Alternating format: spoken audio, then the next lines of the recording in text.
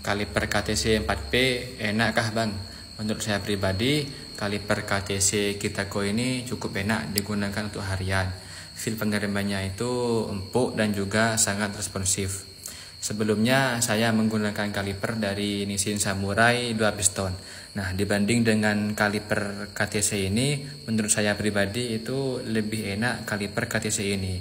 Karena feel pengirimannya itu yang saya rasakan itu lebih empuk dan juga lebih responsif kaliper KTC ini dibanding dengan Nissin Samurai.